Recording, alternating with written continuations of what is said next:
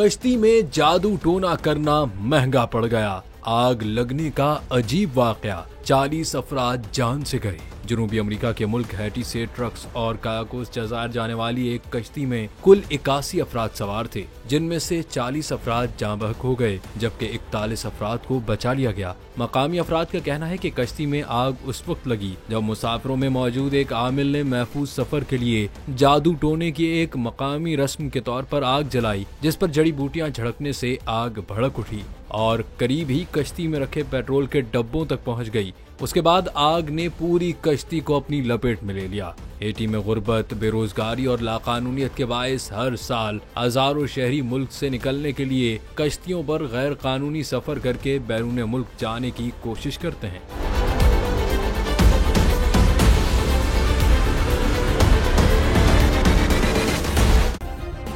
Subscribe करें और bell दबाएं ताकि कोई खबर रह न जाए।